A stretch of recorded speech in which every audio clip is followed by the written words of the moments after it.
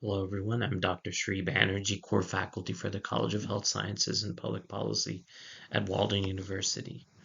In this presentation, I'll be going over an example of a pop-up clinic, and specifically, I'll be going over one part of this.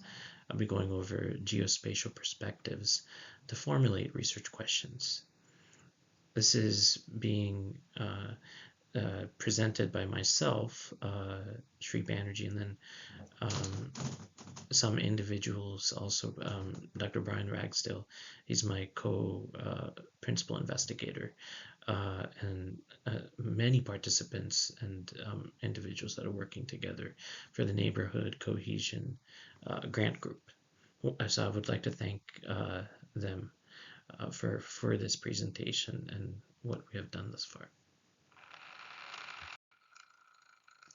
So what is the existing gap? Why even be talking about geospatial context? Why talk about all of these ideas? Well, most universities have professors that bring in $1 million grants.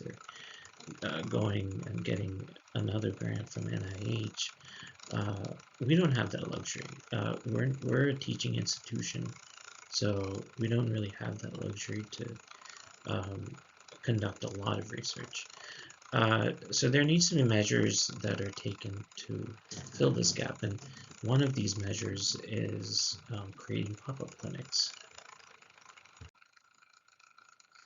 So the idea is this clinic is to create a mobile information hub, and I'll be talking about where geospatial context comes into play. But these information hubs are going to be creatively not only using social change, but also in the context of social determinants of health. And I'm going to give you an example of this momentarily. When applying social change, think broadly as in how this is connected to specific topics. So here's an example. Students are learning about a disease such as diabetes. Most people say that social change is about decreasing rates of diabetes by improving education. And this may be the case on an individual level. However, it's important to note the connection between social determinants of health and diabetes. Starts with recognizing that diabetes is in fact a social problem and not as a result of individual behaviors. So here's another way to depict the relationship between food insecurity, food access issues, and understanding the connection with diabetes, and even social cohesion. So on the left-hand side, you have socioeconomic status, education, income, occupation, and these are comprising domains of the social determinants of health. How does that connect with neighborhood and physical environment? Well, education is connected to housing.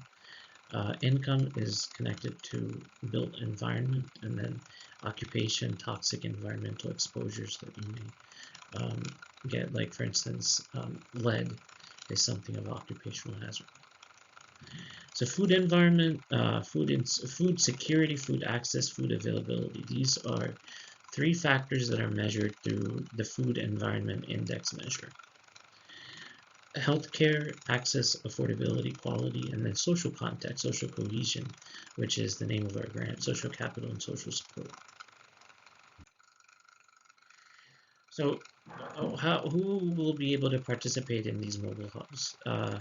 Content experts like the SME, the subject matter expert, even graduate assistants that may be either paid or unpaid. Those who are experts and published would also be a perfect fit, and social change lab from the perspective of social determinants of health, similar to what you have in a writing center or something that is a statistics lab.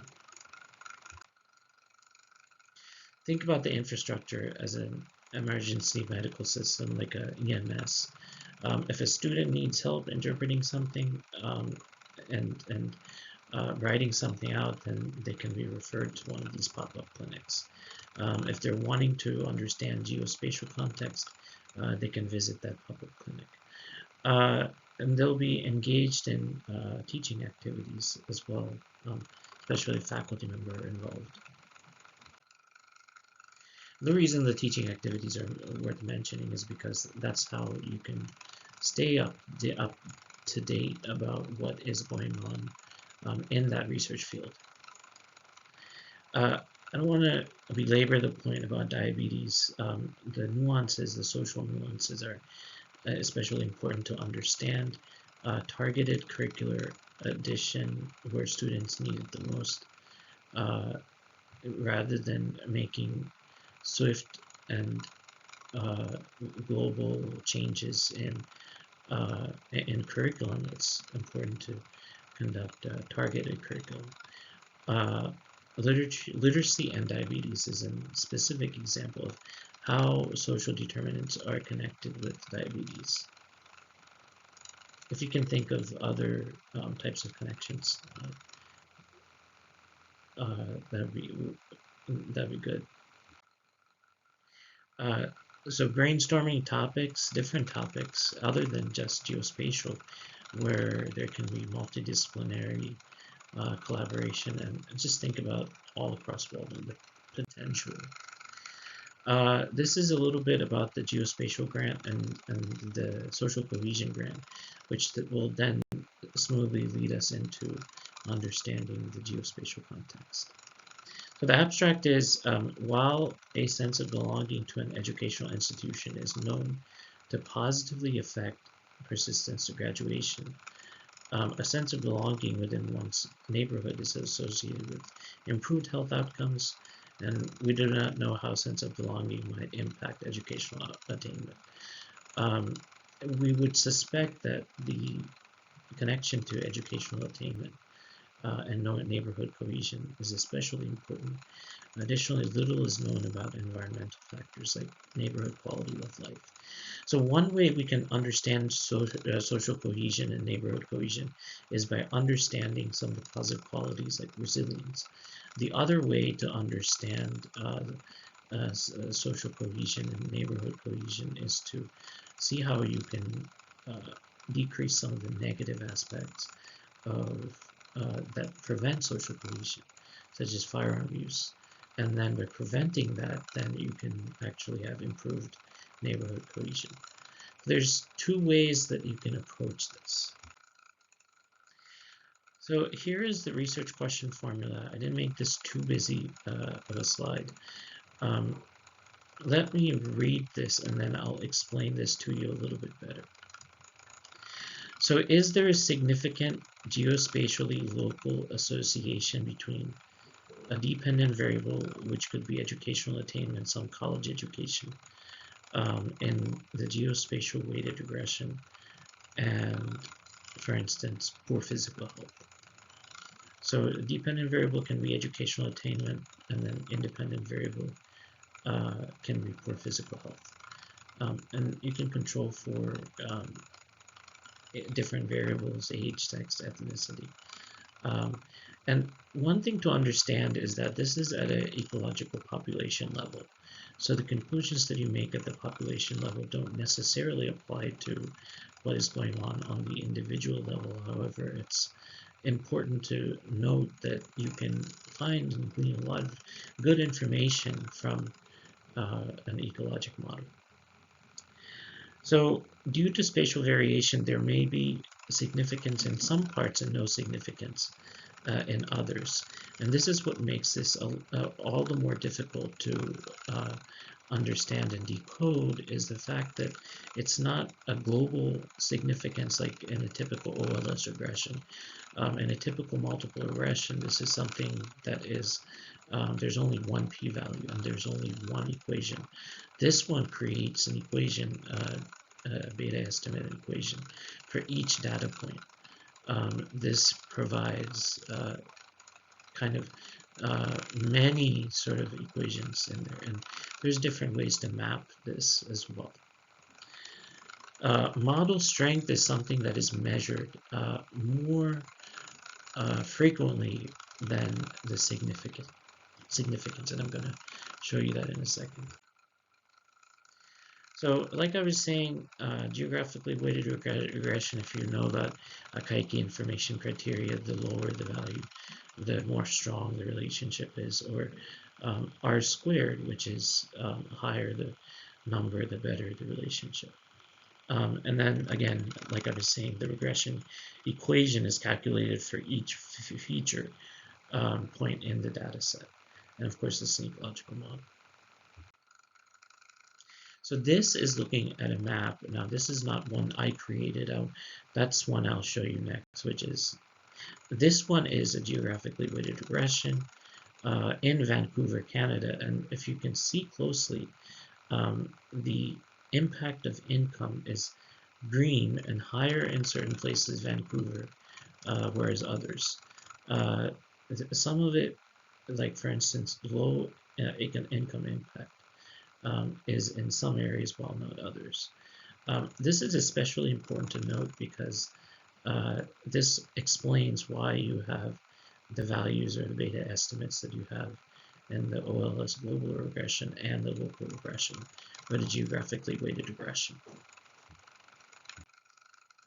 So now this is a map that I created. One thing I would like to know before I even get started explaining this map is the fact that all of the red is not truly red throughout the whole region. If you zoom in, and I was not able to zoom in unfortunately for this map, because I was trying to show all of the United States.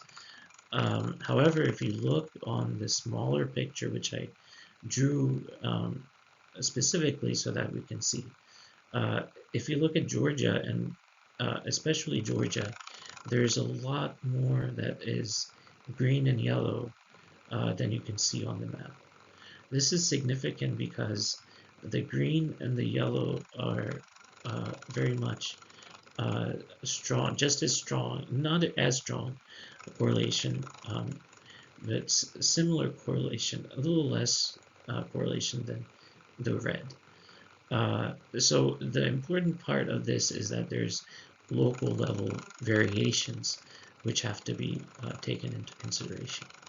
So the type of results that you're looking for in a geographically weighted regression, as far as the neighbors that are recruited for each local area, the results are different than what you would expect in a traditional multiple regression.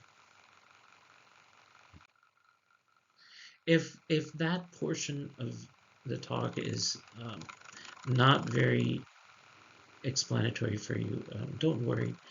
This is something that if you want to go down this route, you can not only have this recording, you'll be able to be more well-versed in this. So the purpose of this project is fivefold: apply innovative mapping technologies to provide guidance, tools that can be used to better study social determinants felt on city and county levels, council levels. So this is referring to the geospatial variations, better understand the effect of residential segregation, and all of these can be found in county health rankings. They're up to date until 2022, I believe. Neighborhood cohesion, continued neighborhood violence, and other social determinants affecting educational attainment, creating a prototype for a research output working group, which is similar to the one I explained to you about in geospatial research. And there's quite a few, or some experts in the area of geospatial, which can create a pool of knowledge, or a knowledge compendium where we can draw from. And that's what I'm talking about in third one. So this is the results of natural language processing, taking a look at the qualitative analysis run on the description of mass shootings between 1982 and 2020. And the source is Mother Jones. The website has been updated all the way to last year, and so there's a lot of good information. So this is a pop-up clinic idea. Where do you think would be a good place to include this in?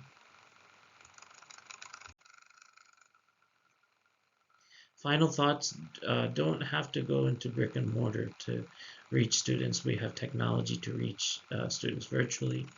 Um, AI chat recruitment tutoring, for example, can assist pedagogical tools to help students learn.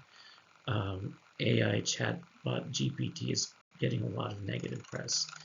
Um, and I've built natural language processing into a PhD level surveillance course, creating sentiment analysis. There's more final thoughts. If you're thinking about incorporating deep learning or artificial intelligence into your geospatial work, this is something that there's potential for. Artificial intelligence is here to stay and can amplify the types of even remote sensing images that are possible. In medicine, uh, artificial intelligence is being used for precise diagnostic mechanisms in cancer. And then there's other different uh, uh, radiological identification that is taking place due to artificial intelligence. So much publicity um, is being put behind understanding the negative qualities of artificial intelligence. The fact of the matter is there's a lot more uh, positive uses than negative. So there's alternative chatbots than chatbot GPT, and I wanted to go over some of those.